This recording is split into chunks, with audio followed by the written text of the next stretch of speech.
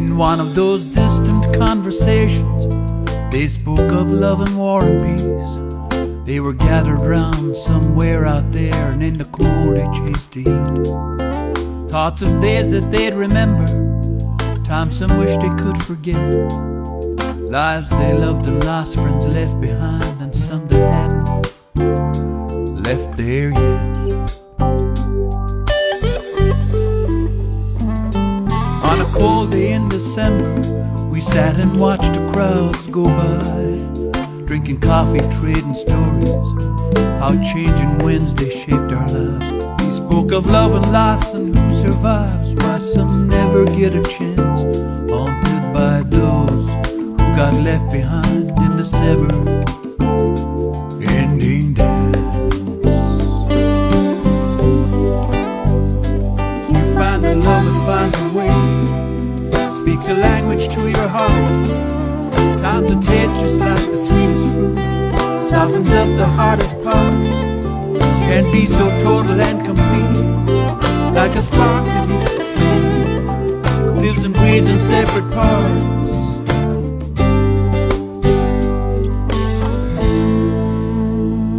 In this time of fleeting shadows, changing juice and fears, a touch takes you to another place, just rolls back to years. You can see them as they're left behind. Try reach out and count their souls. In one of those distant conversations, we chase the stars, or we catch the wind.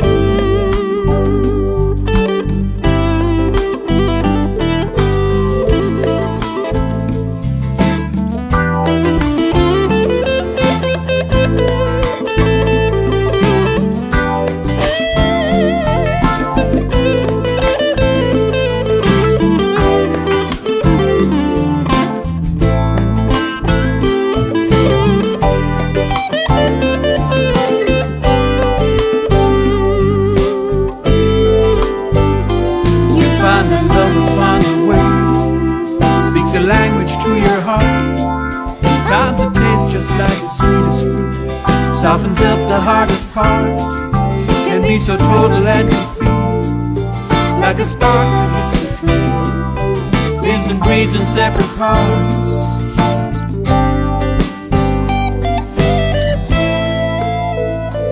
In this time of fleeting shadows and changing juice and fears, a touch takes you to another place, just rolls back to years. You can see them as they're left behind. Try reach out and count their souls. In one of those distant conversations, we chase the stars, or we catch the wind.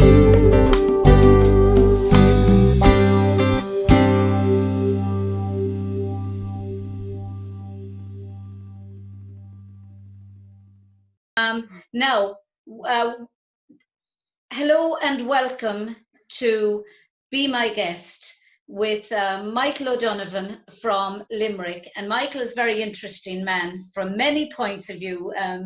And we're going to be speaking about three areas of fascination for me about Michael O'Donovan, and that one would be his conversion, would we call it conversion to the Baha'i faith, or enlightenment, as Michael might probably try and tell me it is, to the Baha'i faith.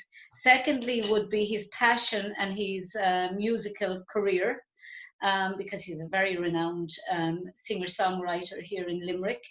And thirdly would be Michael O'Donovan, the psychotherapist, and probably what the role he feels that psychotherapists can play, or will probably be playing post COVID-19 lockdown. So good afternoon, Michael. I had to look Mary. up there at the clock to see was it afternoon or morning. I think it is, yes, it's about that time. How are you? How are things with you? Things are good.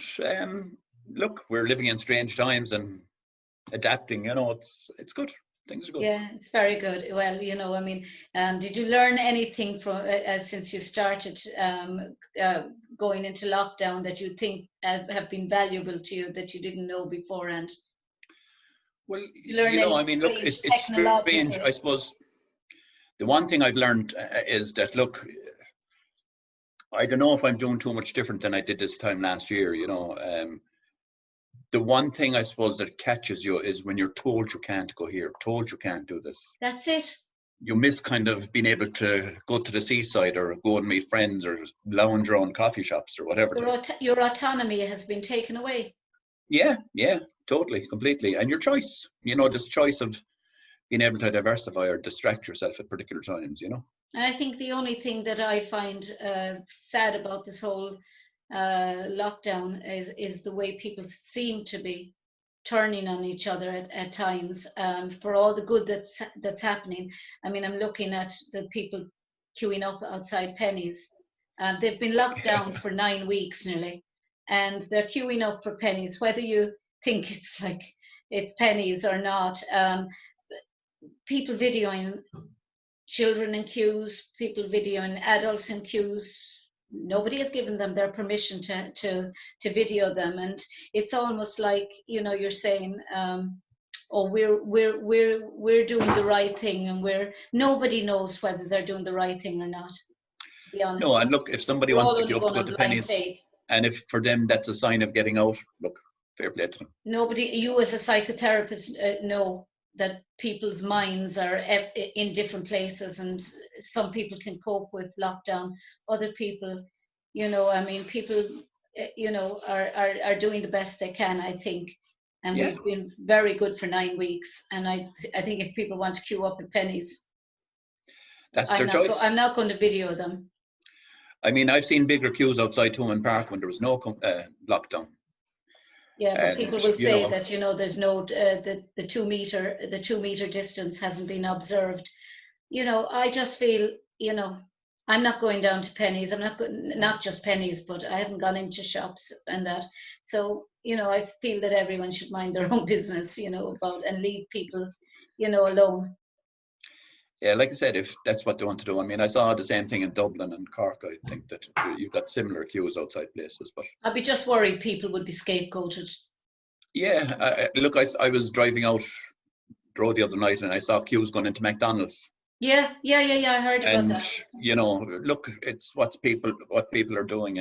It's their first time out in a few weeks, and I suppose it's that experience of shaking lockdown off a little bit. And look, if that's what as long as no harm comes of it, if that's what Feeling they that want to do. feeling that they're coming back into they're living again, almost. Yeah. It's like, it's okay for me. I keep saying this. I'm an only child. I'm used to my own company.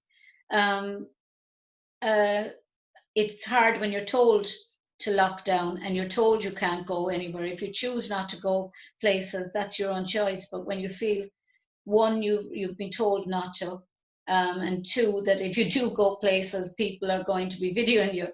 It's the one thing, almost isn't like it? fat shaming somebody. Yeah, it's when you're deprived of choice, and all of a sudden this comes back and you're allowed to choose something again. And even if it's a small choice, Might be the best choice, but it's the choice you make at that stage, and I don't think you should be ridiculed. I saw another radio station went and videoed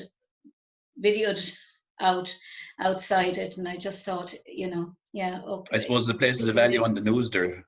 People make decisions, and you certainly don't film children. But what was I going to say?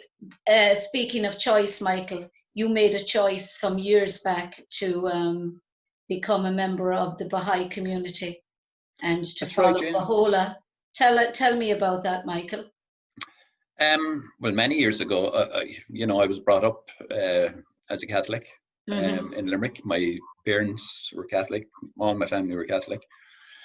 And I think at a young age, I just began to have different interests. I went to London at a time and saw different religions, different people of class, colour, creed. That I didn't go along with the thing that there was only one true whatever faith, or I found it hard to take that a small section of white community, which is kind of apt at the moment, we're all going to get to heaven and everyone else was. But like, barring all that, I heard about the Baha'i faith, I investigated it, and it seemed very, very logical to me. It seemed a very logical step to take. It didn't mean that I was giving up any previous beliefs. Mm. To me, it felt like I was developing them or enhancing them. You know, Do you feel that it's a progression from? Oh yeah, very much so. And that's from one of the principles of the Baha'i faith, you know, a progressive revelation, that all of these messengers of God or prophets of God or sons of God or whatever you like to call them, that they all came from the same God. It's a very basic Baha'i belief that there's one God, and at many times throughout the history of time that different messengers come. It's a monotheic religion, isn't it? Yeah. You believe in one God. Yeah. And the community would be quite small here in Ireland, relatively. It's a bud at the moment. It's in its infancy, more or less. It is. It's very in much the world, so. Really. And I think that, you know, globally, it's I think is one of the fastest growing religions, in the sense that community-wise, where it is, how much it has spread, it's a very far spread religion. In the last few years, it's got a lot of publicity for various reasons, I suppose, and it's been noted for particular things. Most notably, the way it's been persecuted in Iran. Yeah, I was about to get onto that. You know, which is the birthplace of the Baha'i faith. You know that still to this day that there are people being persecuted because they're Baha'is. Their property has been taken off them. They're not allowed to go to universities. They're not allowed and medical the word is care. relatively silent. It is, you know, and I think that it's interesting at the moment. The world is finding a voice about particular things, whether it becomes prejudice or whether it's the suppression of facts or of truth, and hopefully it'll focus. We're not a society now anymore. I don't think that just takes. I like to think we're not anyway. That just takes things on face value. We're critical thinkers, and I think probably more people going to colleges and more people having the ability to not take things on face value and to question and to search. But the Baha'i faith, it's for people who don't know, it originates in the same as, I suppose, Christianity came from Judaism, and it took that line, if you like. The Baha'i faith originated in Islam. Am I right? Yeah, that's right. Yeah, it would have had, and that would have been in the last century. Sorry, 2 centuries ago now. It's like as if I'm in the 1990s or whatever. Time has stood still for us for the last 9 weeks. It has, yeah. It has. Again, it's the biggest minority religion in Iran. And you've got Christian denomination, Islam, obviously, Jews, the Jewish faith is big there, Zoroastrianism. And I think the Baha'i faith is possibly the most persecuted there. Why do you think that is, Michael? Have you a view on that? Well, I think when the Baha'i faith originally started, they tried to suppress it, just like in Israel when Christianity started. You know, they tried to suppress Christianity, or they tried to suppress the followers of Christ, and through violence and whatever.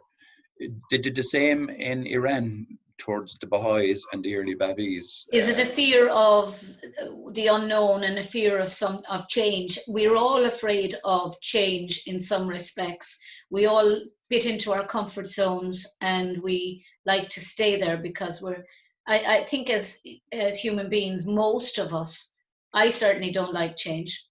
I like the comfort of familiarity. And you know, some people do like change and they're great for change, but do you think that could be a contributory factor? I think it's a fear of change, and it's also a fear of the established religions losing power. The established religion of Israel at the time Judaism, the people Catholicism who led it, they had a fear of losing the power that they had. and And I Catholicism. think that, yeah, and I Yeah. think that in Iran it was the same thing. The clergy Yeah. losing power, losing the influence over people, and Yeah, you I'm can see. thinking of Sohrab Nizamabad, who I interviewed some time back. It was a show, actually, I'm pleased to say, because of Sohrab's interview, my show won a national award for radio award because of that interview with Sohrab. And he struggled to try and escape Iran. So he was a member of the Baha'i community. Yeah. And how he had to be smuggled out of Iran on camelback into Pakistan, and where he met his wife. And a few years later, they got married, and he's living in Ireland now. But would you, as a community, do you find it very hard to fight situations like this because you're so small? Do you feel that you're almost left isolated, or do you feel that you have support? I think that more support has come in the last few years because what's happening has come out a bit more. And I would imagine that the internet and the accessibility to what's going on all over the world through the internet and computers, laptops and whatever, that there is more information about. As well as that, I think that you get people like Baha'is in the United Nations. They're proactive about getting this information out there, as are the Baha'i World Centre. Yeah. There's a lot of information coming out. There's a lot of media picking it up, and the dissemination of that news is it's much more widespread than And it was. speaking of the Baha'i World Centre, your World Centre would be in Israel, Haifa in Israel. in Yeah. Haifa in Israel. And tell me, Michael, the way that your church is, or your faith is structured, would be around small communities, if you like, getting together in groups to form, if you like, for want of a better word, committees. Well, in a place like Limerick, we say, or most communities, you've got a group of Baha'is and they'll meet as a community. In each area, you have what's known as a local assembly, which is just Assemblies, a group of people that are elected locally for I suppose, the protection of the faith and, to administer and guide certain things. In a country like Ireland, where there's enough national or local assemblies, there's a national assembly. Yeah. And then the national assemblies would elect what's known as the Universal House of Justice, which would be the global body. There's no clergy. We don't have a clergy as such. Yeah. There is no one Baha'i more significant than the other or more important than the other. That it's a very much a level playing field. That, there is no clergy, there is no hierarchy, there is no whatever, and that's very how could I say? It's a bit like the Quakers, the Society of Friends. They don't have clergy either, and Right. Their meetings are usually they meet and they sit, and if they want to speak, they speak. If they don't, they can sit there, and it's quite meditative. I was teaching world religions in Mary Immaculate for the last few months, and then COVID-19 kicked in, so we were locked out of it, more or less. But the amount of students that showed an interest in studying, who were going on to be primary teachers, who were finding really unusual religions, even that I hadn't heard of, religions like the Church of I'll think of it in a second now, euthanasia in the United States. Right. It's a small, The Church of Euthanasia. Yeah, the Church of Could be a bit of a dead Euthanasia. end. I had to actually look that up to see did it actually exist, and it did. It's a woman that founded it, and they believe that the world is taken over by too many people, and that it's. But ironically, she hasn't actually tried to euthanize herself at all. But she's advocating for the. But it's been it's been more or less dismissed but it's still there. And quite a lot of the students have been studying and writing I about read something there about the you Baha'i know, faith, flat earthers. flat earthers. Yeah, Yeah, and apparently they've got people all around the globe. yeah. Yeah. I mean, but it's amazing how many people have actually studied Islam, written about Islam, about the Baha'i faith, about Quakerism, Jehovah's Witness, and of course Judaism. And it's nice to see students taking an interest and being multi-denominational in their And approach to being more diverse education, in their thinking. It's good, and isn't it? diverse in their thinking, and not just saying, "Oh, I don't know anything about that," and Baha'i faith, who are they? But they have been uh, really interested in it, and Quakerism. They were interested in that purely because what's his name? That singer is a member of the Baha'i faith. I'll think of his name in a minute.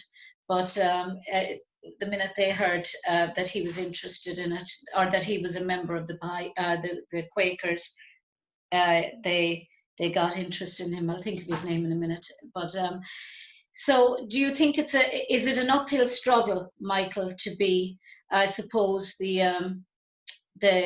foundation of the church in Ireland, if you like? You're No, a small and church, as and you're such, really at foundation level at the moment.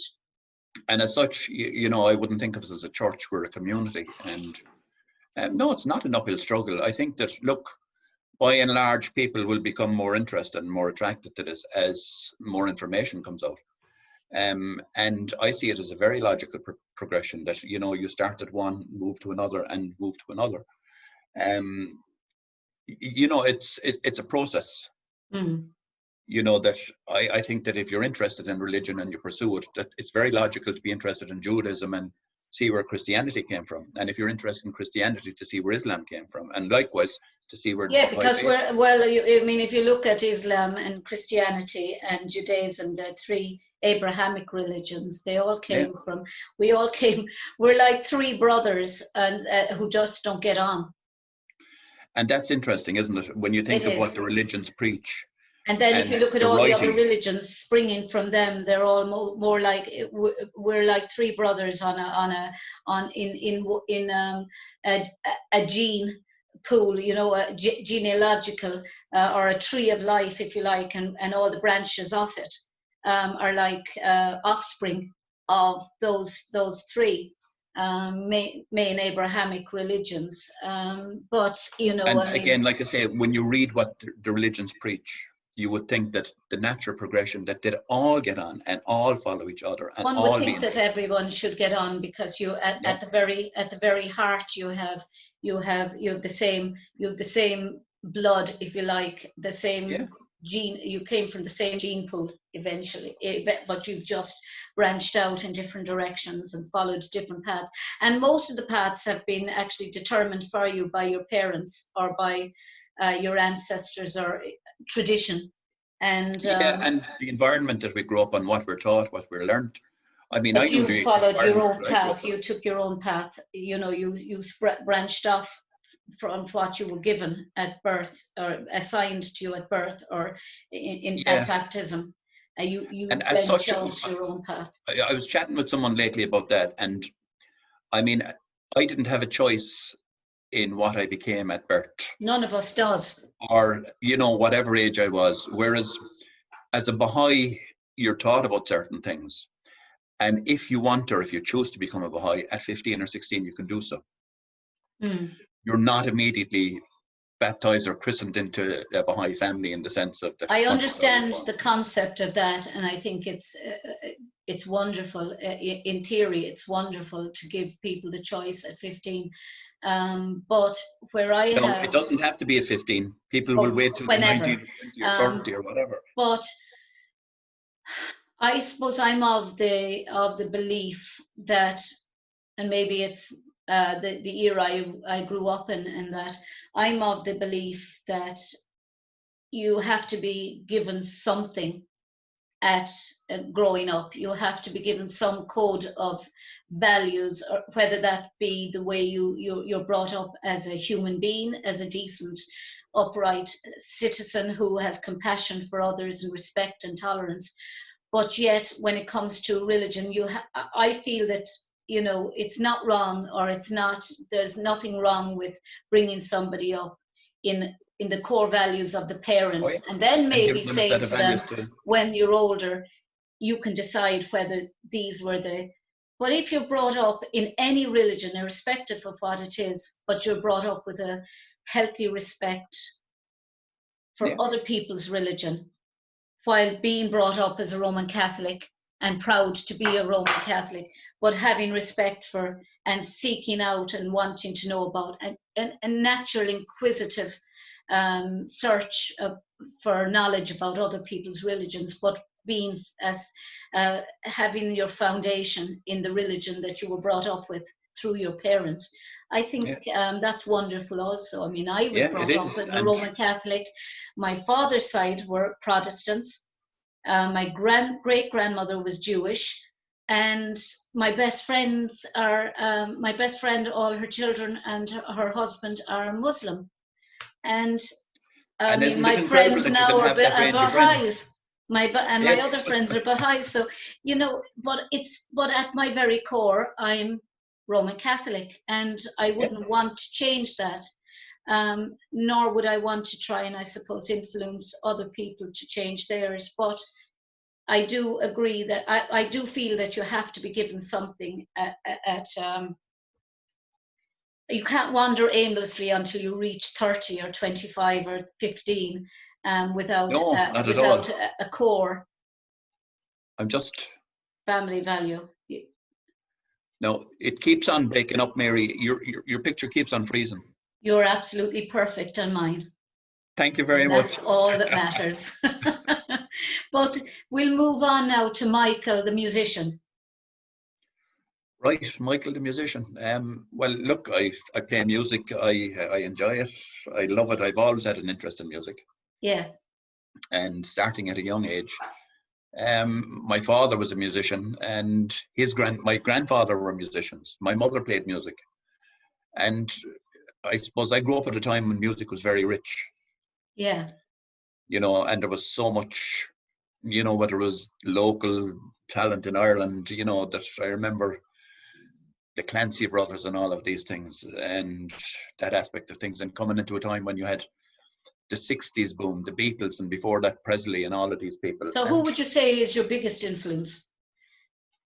My biggest influence? Because I was looking at the photographs behind you, and you have Elvis. Oh yeah. And you have Miles to your Davis. left, and Miles Davis, and you couldn't really say Elvis was a jazz musician, nor could you say Miles Davis was a gospel, or, you know, had gospel influences. Elvis was very soul oriented. I mean, he was very well known for his rock and roll and stuff like that. But at his heart, it was gospel. Yeah, I think that he originally he was very influenced by black singers in the area where he was. And it's interesting that when he came out first and started singing on radio stations in the States, that he was actually banned from some stations because they thought he was a black singer, and they just wouldn't play that. That's right. You know, which was so rich. I remember. And can I just interrupt you for a second? The name came to me. Hosier. Hosier is a member of the Quaker community. His parents were Catholic, but they brought the children up as Quakers. But that's why a lot of the students were interested. Any one of them that liked Hosier started to research the Quaker purely because of Hosier. Right. They were a little disappointed that they wrote to him and asked him would he do an interview with them, and they didn't get back. The management company. He's doing well at the moment. He's got some good music. Yeah. But going back to my father used to love Louis Armstrong. Yeah. And my father was in bands in Limerick, in the sense of he was in St. John's band. My grandfather apparently and another guy after the war were, pardon the pun, they were instrumental in revitalizing St. John's band. And so when he moved to Burke Avenue, Edward Street, where I was brought up, he joined the Boer Boy. So I think at the time that if you did something like that, it would be like leaving the Beatles and joining the Stones. Yeah, well, some You would know, argue that that it was wasn't as glamorous as that. some would argue that that was a great choice. Well, yeah. But so, I mean, there was always music around. And again, radio in the 60s, I mean, radio, when you had Radio Caroline and all of these pirate stations, and some of the Irish stations, I mean, Larry Gogan was great for Irish Oh, music. fabulous, wasn't he? An But I mean, you had a institution. time when you had the Beatles, you'd gone from Elvis and all of these people to the Beatles, the Rolling Stones, the Kinks, and the flood of music that came out. It was so rich. So, I mean, it would be hard to avoid what was going on. And it didn't just influence your musical tastes. It influenced how you dressed. Yeah. The length of your hair, what way you walked or talked or whatever. Asher Michael, if you were allowed to. I mean, I had an Yeah. obsession with Bay City Rollers. It was probably that before that it would have been And we can forgive you for that, but look, I understand. I was about 13 and I wanted to wear the trousers, and I can remember my mum saying to me, I'll cut the two legs from under you, and no daughter of mine has gone out in white trousers with tartan up the side. And if I died in front of her, would she let me wear the and start going around in the white trousers? I mean, they were huge, weren't they, the Bay City Rollers? Oh, they were fabulous. I mean, for me, they were better than the Beatles. I know Melody Ziff out there will probably. That was your generation. Yeah. But I mean, I liked their music was great, and you know, I mean, the Beatles just didn't do anything for me really. John Lennon, yes. John Lennon and George Harrison, yes, but not the Beatles. I was fascinated with the Beatles. We all live in a yellow submarine, for God's sake. Oh, well, that's kind of one of their novelty songs, isn't it? You know, but I mean, when you think of a band that went from when they started off doing "She Loves You," yeah, yeah. Oh, I admire them hugely, and I admire them for their longevity. A Day in the Life or something like that, or Sgt. Pepper. I mean, the progression over 5 or 6 or 7 years of their music was mind-boggling, and I mean, it's still so popular today. It is, and they're still considered. But for me, you know, I mean, I liked the Bay City Rollers, and you know, I mean, there's many like me. I know that a Facebook friend of mine, Melody Ziff, will block her ears at the thought of that. She thinks it's sacrilegious to say anyone was better than the Beatles. She's in America, Melody. Well, you know, I mean, look, anyone can say that there's people better than the Beatles, but I don't know if I'd put the Bay City Rollers in there. I just think they represented a time in my life that I actually thought. I mean, I suppose I had probably an eclectic taste in music, because now a lot of the music I like would be rock music, and yet classical. I'm a Jonathan Antoine fanatic, but yet I'd also like. So you've gone from Les McKeown to Jonathan Antoine. No, but I always loved classical music. I have a very wide taste. It covers all spectrums in music. I try and leave the old Bay City Rollers out of that kind of history. Yeah, but even heavy metal, because I've heard the version of Disturbed, The Sound of Silence. It's been viewed 750 million times. It's probably the biggest viewed. Yeah, I heard it. Yeah, video. it's good. And to me, it's just, I don't think there's anything like it. I've just, you know, it's just magnificent, and I would never have considered myself a heavy metal.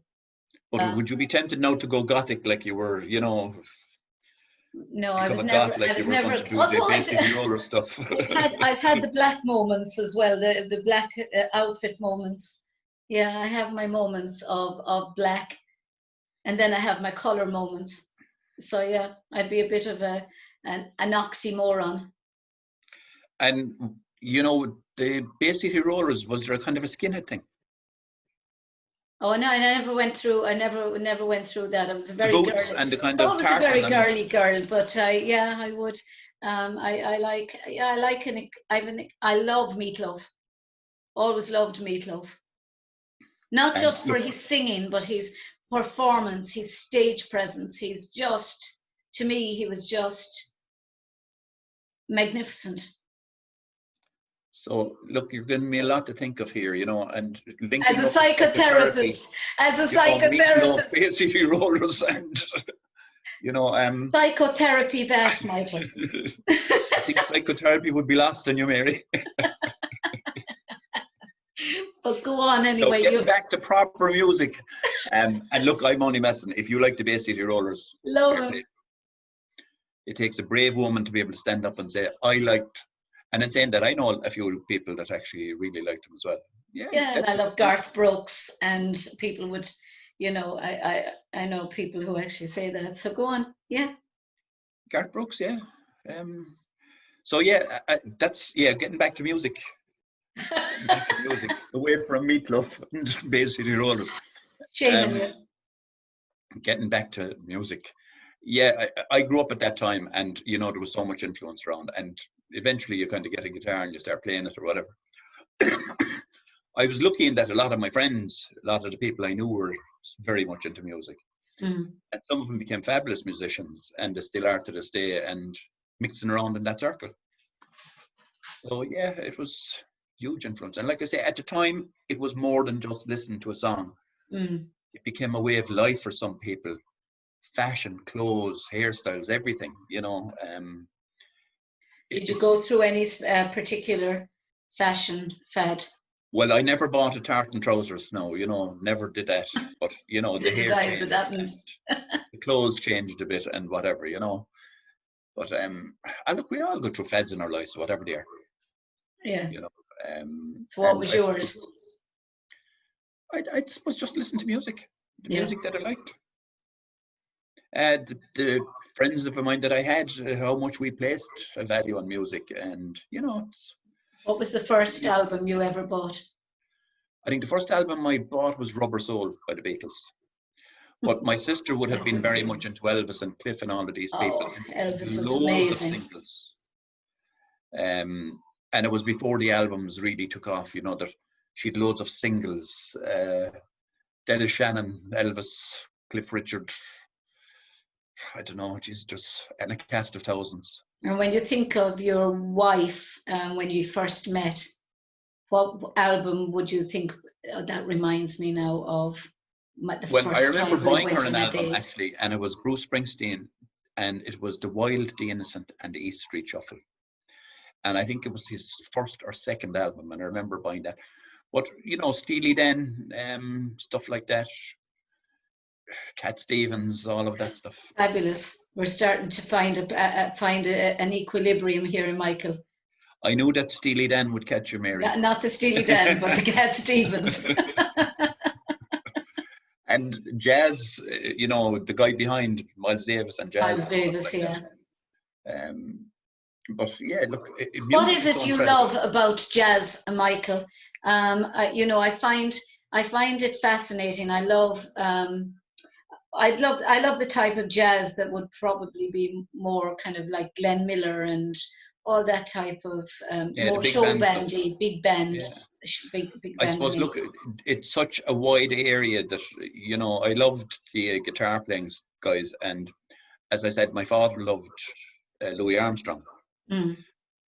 It's such a vast area that you can like one style of jazz and you may not be as familiar with another style. Yeah, I find it hard to listen to very heavy jazz, very kind of like jazz club style, dark, dim, dusky clubs. That's because you spend so much time in these places, and that's where you discover the Bay City Rollers. But look, I'm more kind of like light and fluffy. But actually, a lot of the clubs, that started off, you had in Limerick, you had the Two Club and the Go-Go and the Cavalier and all of these places. And none of them were ever very bright. I mean, when you think of the Beatles starting off in a cavern. Yeah, that's right. Yeah. Club, Yeah. And I suppose music has often been played in these places. Now it's become maybe a little bit more sophisticated. Or, you know, in the 60s, 70s and 80s in Ireland with the show band scene, it was Did you like it better when it was less sophisticated, Michael? not really. I think there's always something good to find about music, wherever it's played or however it's played. What do you think of the likes of, say, Britain's Got Talent and X Factor? And moving on swiftly. Yeah, no, but I mean, yeah, I mean, I go back to Jonathan Antoine. If Britain's Got Talent hadn't been there, he probably wouldn't have been recognised as the next Pavarotti. I think that if he had talent, he probably would have. He would, You know, but and it I might think have the taken a talent longer. I think that talent often comes out, but I don't go for those shows. I think that was made these were designed to make people rich. In general, yes. In general, yes. These weren't You do necessary. get the It wasn't remarkable. necessary for the performers. You do get the remarkable talent that jumps out and instantly gets the recognition that probably would take years to get. I think that when you've got people like Louis Walsh, Cowell, and all of these people, literally they're in it for what they can get out of it. They're not in it to Oh, breed absolutely. No, absolutely. But you know, Paul McCartney said something once, and he said if the Beatles were to audition for Britain's Got Talent or the X Factor, they wouldn't have got past the first stage. There's a lot of artists probably wouldn't have, and great artists wouldn't have, and great artists have been turned down by them. Yeah. I mean, I'm thinking of that group. I'll think of it in a minute now. But what your type of music? Can now? I just say something? Yeah. Think of a lot of the great Irish artists that are around the moment. A lot of the great Irish singer-songwriters. Yeah. They're really, you know, the ones that we in Ireland turn around, and they've been around for 20, 30 years, and they brought out incredible music. And they're still bringing out great music. Yeah. How many of them would get past the first audition for these shows? They would. Many of them would. You know, but I'm even thinking of contemporary, like Take That. I mean, whether you like these groups or not, Take That have had extreme longevity and fan base that have stayed with them, loyal with them through young, the whole way up along the line. And you know, when Simon Cowell first saw them, he said, "Fine, I'll sign them, but get rid of the fat guy." And that's literally what he said about Gary Barlow, who went on and won several Ivor Novellos for his music. Some fabulous songs. He wrote some incredible songs, and they could have. And Simon Cowell admits, you know, I made a big mistake there, but you know, that's basically what it is nowadays, is on image, more than, you know. And it's like, how do they judge, and can they make money out of it? No, I think the music business has always been about that. It's always been about making money. But I think there was a time when artists, you know, in the 60s, possibly, when artists took control of certain aspects of their music, they decided they were going to write songs, record it, and a lot of it clicked. I think when the Beatles broke up and it went back to the managers again taking over and the A&R guys taking over, and I might be getting it wrong here a little bit, but you know, the machine again took over, and the artist became less than they should have been. Well, I mean, you're right, Michael. Do you think, you know, when it comes to even promoting music now is gone so difficult? I mean, as a radio station, or a fledgling radio station that we are, and you're trying to promote music, and you try to maybe find companies that actually deal with the musician's image as well as with their music rights, and you're trying to maybe play a video from YouTube that of just say, for instance, and you can get IMRO, or you can get companies that will actually look after the rights of the musician as their music. But you can't seem to find anyone that looks after the rights of their image, of them performing on stage. And by not being able to play their music, the musician in the long run is losing out, because you have these organizations like YouTube that seems to have the monopoly held. And, you know, the more people that's actually playing Michael O'Donovan, whether it's after coming from YouTube, if there was an organization there that actually looked after the entirety of that artist, whether it's their image, their performance, or their music, and spread out the money, more money would be going to the artists, in my view. Yeah, I had a discussion with someone there a while back, and it was on a radio show, and someone asked me what I thought of Spotify and some of the other platforms around there where there's so much music available. And I think what they've done is they've taken the artists, they've taken their CDs, they've taken their music, and they've put it up on these platforms, and it might get 2 or 3 million plays. The platform owner, whoever it is that owns Spotify, is making all of the money, and YouTube, they're making very little. But there is something that you were hitting at there. I recorded an album about 2 years ago, and I got very good reviews from it. I got very good reviews both in the UK, on magazines, and magazines here in Ireland. I tried to get in touch with people on RTE and very well-known radio presenters, and I got in touch and I tried to put forward this, and it reminds me of the 50s or 60s when they talk about the thing of payola. You know, that you had to pay to get your music on. Now, I'm not saying that artists have to do this. And in fairness to some RTE late night shows, my stuff has been played by them, by some of the, you know, after 8 o'clock. But if you turn on RTE radio during the day, trying to get your music played if you're Irish, and maybe if you're someone other than you too, it's almost impossible. Yeah.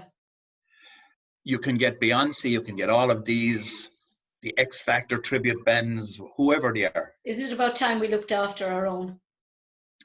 I think it's about time someone was called to account and said, well, look, I pay my TV license, I pay my radio license, I pay this. What do the ordinary people of Ireland get for it? How much of, you know, the big companies, what input do they have into RTE? Yeah. Whether it's, and I don't even know if these companies exist anymore, the EMIs or CBS. I think places like having one radio station or one national radio station or one national TV station for the whole country is outdated in its. Yeah, I think it was nowadays good at a particular time. I think nowadays Limerick people need to look after Limerick. Dublin people need to just focus on what they're doing anyway, which is looking after Dublin, and the radio stations. I mean, and Cork looking after Cork. You know, keeping a smaller niche area that people are actually, music is actually getting out there more. You know, I just find it absolutely frustrating that even if you have an IMRO license to play music, if you don't have the license to actually show you playing down in, say, Dolan's bar or wherever, if you've uploaded that onto YouTube, because YouTube will take it, will put copyright across it, but yet there's no place I can go or we can go to actually pay to play all the artists and their performances as if you were, as YouTube does.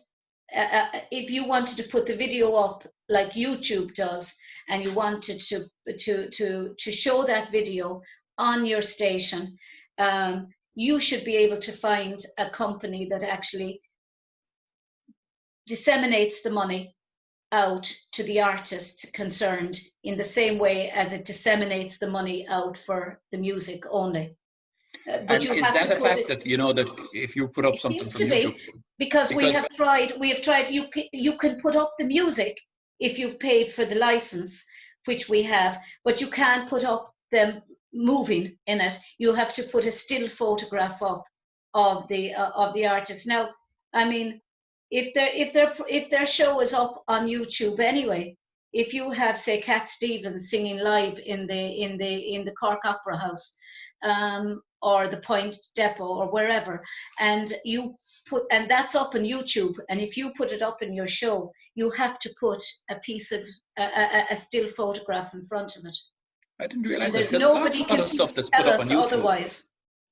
A lot of stuff that's put up on YouTube, it's put up by you know, people that have gone to gigs and they upload it themselves. My CD is up on YouTube.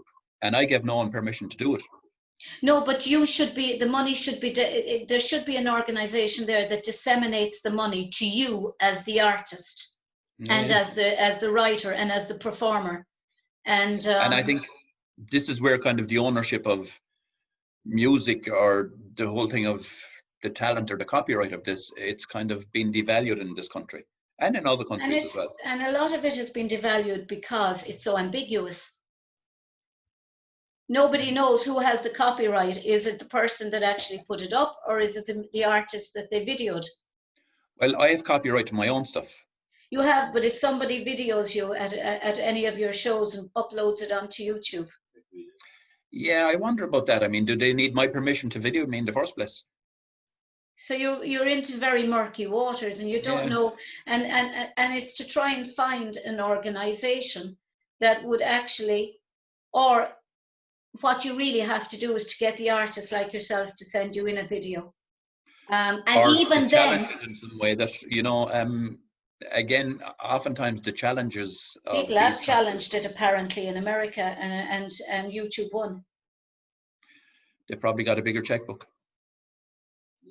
And it's just so frustrating, because if you could get people to send in their music and MP4s, but the minute you put it up on YouTube, they'll put a copyright across it, even though you have permission from the artist. An example would be a piece that was written for me by a musician, a composer. It was written for my birthday. That came across as copyright, even though it was given to me. All right. And I hope that piece of music was a wonderful piece. It's beautiful. Which I'm sure it was. It's called Irish Dream. Right. He played for the Irish Dream. He played for the Berlin Symphony Orchestra. But in the next few minutes, Michael, that we have left, tell me a little bit about your psychotherapy career. Why psychotherapy? And do you think that you're going to be inundated with people after COVID lockdown? I don't know if we'll be inundated, but I'm sure that there will be possibly a lot of people who will want to talk about some of their experiences, good, bad, or indifferent. Why psychotherapy? It was something that I always felt attracted to. And you know, what I did, cognitive behavior therapy, I think it's a fabulous style of psychotherapy. There's so many psychotherapists around at the moment, or therapists or counselors.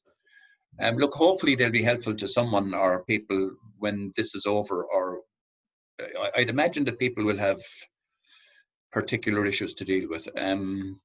For younger people, I think it's such a strange time. At my age, and maybe even your age, there's things we've seen in our lives where, you know, it's never been this extreme. No. But, you know, we can relate to it somehow, that we've seen things happen in other parts of the world.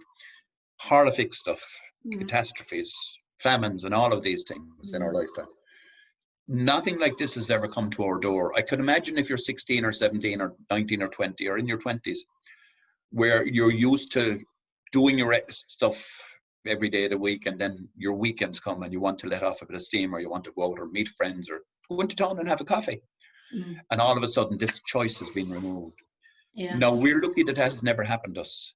In other crisis zones, in Europe at sometimes, Middle East, other parts of the world, that we see these things and we take it for granted. Well, it's them and it's not us. It's the them and us. Attitude. You know, and now it's us. And I'd imagine that it'll have some effect. I think possibly a lot of people will want explanations of what's going on in their mindset, or, you know, someone to decipher, decode it in ways, or look, they'll want to talk about things that have gone on for them.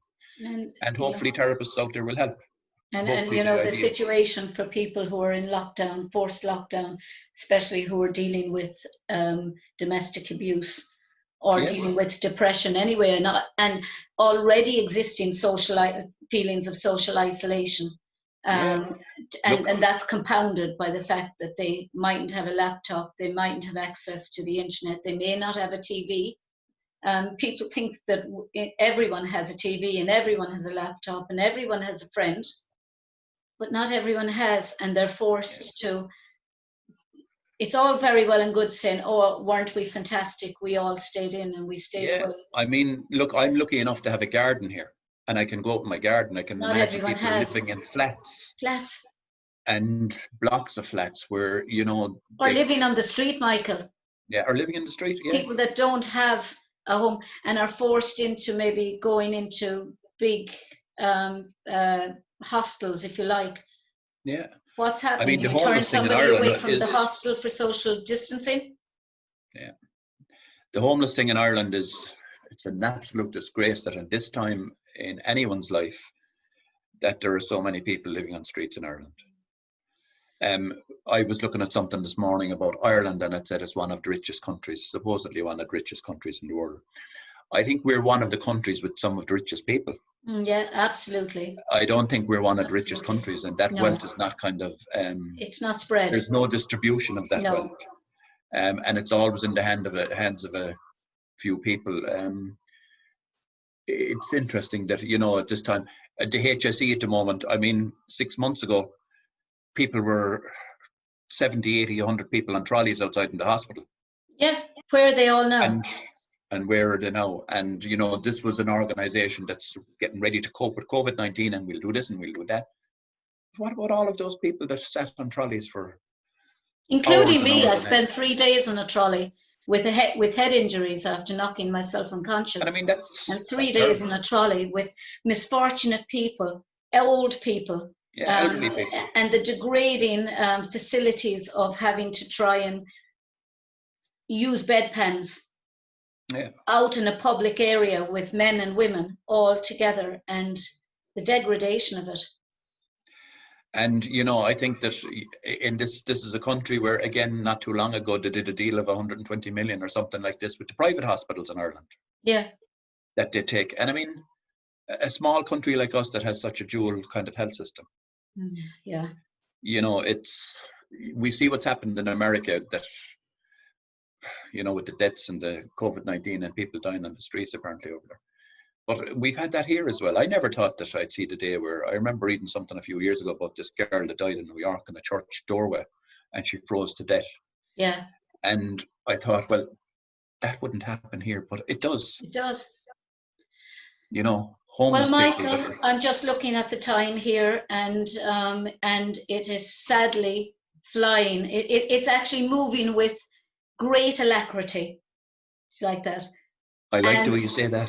And and I seriously want to have you back again to actually, I suppose, delve into that a little bit more, particularly the effects of the potential effect, mental effects and emotional effects of COVID-19, and how you see and the trolley crisis. We could probably talk about that a little bit more. But we'll put on some of your music. I'll slot it into this show. And I'm giving you permission to do that. Well, it matter little when it goes up on YouTube. I'll probably see a big copyright across it, but I doubt it. Once it hasn't originated from YouTube, it should be okay. And you have it here. You've given permission. Well, Michael, you've been a joy to talk to, as usual. Loving the hair, by the way. It's staying beautiful. So yeah. Actually, I'm glad to have it. You know, it kind of grows on you after a while, and hopefully well, it's grown on you. Well, thank you so much, Michael, and I will be on to you again, and we'll talk. Thanks, Mary, for having me. You're very, very welcome indeed. Thank you very much. So until the next time, God bless from me and from Be My Guest. And don't forget, keep on listening to the Bay City Rollers. I intend to as much as possible. God bless, Michael. Take care. See you, Mary. Bye-bye. Thanks. Bye-bye.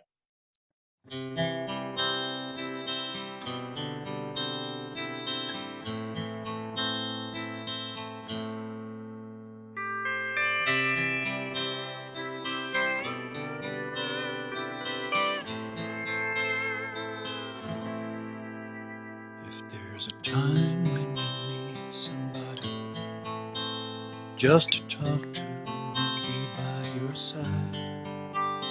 If you're alone on your own in the middle of a crowd, and the lights inside you start to fade. If there's a day when floodwaters surround you, and that day's moving way out of sight, when the chorus of voices inside shout you down, spread your wings and fly towards the light. Well, you can call me, I'll come running.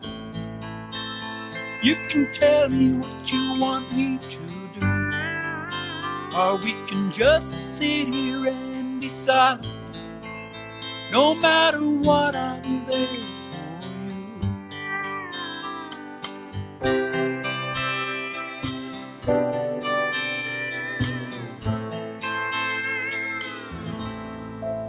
Don't be afraid to speak of love. Don't be afraid to speak of pain. And you can speak from the heart of the hurt that you feel, and let this world lift you up again. Sometimes this life's such a thing of beauty. Sometimes the cold cuts you true to the bone. Times that we love or we hurt one another, but while I breathe you'll never be alone. Well, you can call me, I'll come running. I'll be your friend, you can tell me what to do, or we can just sit here and be silent. No matter what, my love will shine for you.